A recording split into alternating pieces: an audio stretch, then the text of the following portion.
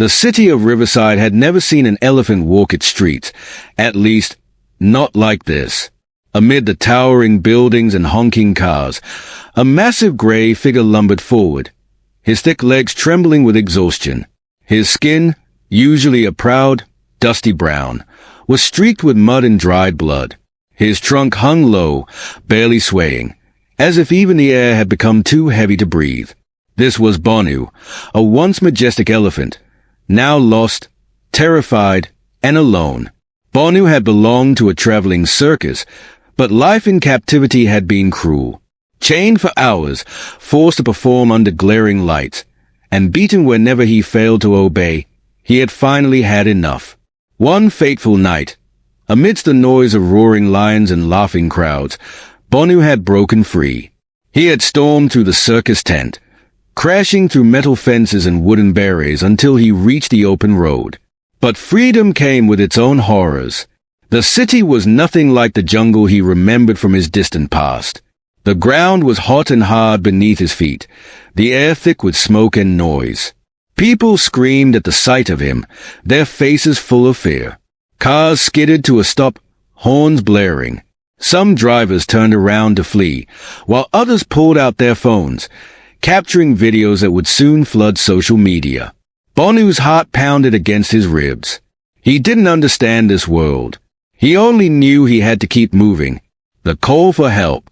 Miles away, Officer Daniel Carter was just starting his night shift when the call came in.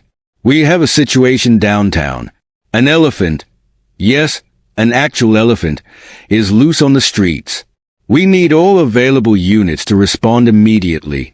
Carter frowned, gripping the steering wheel of his patrol car. "An elephant? Hey!"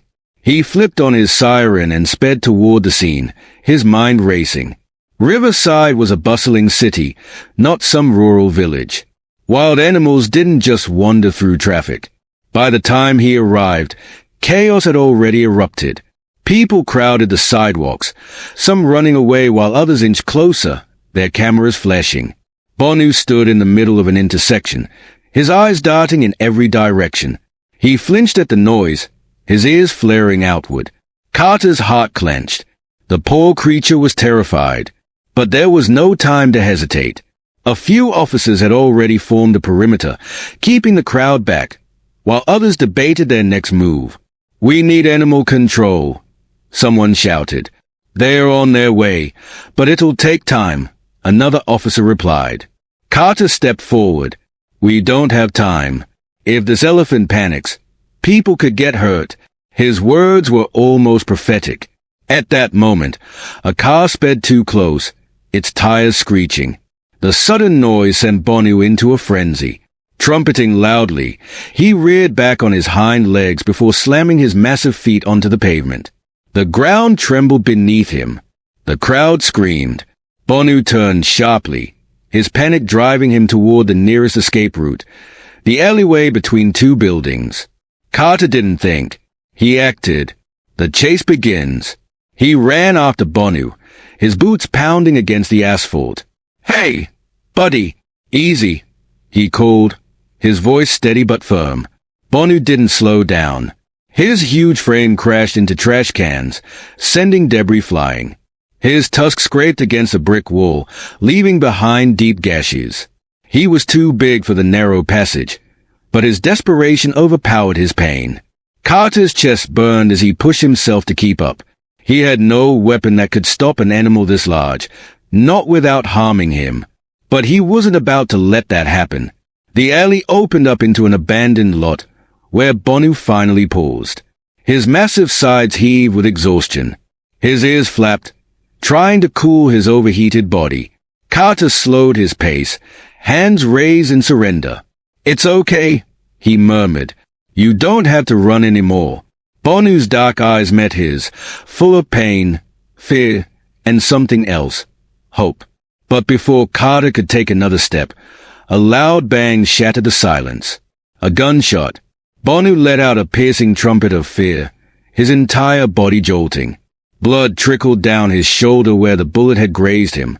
Carter spun around, rage igniting in his chest.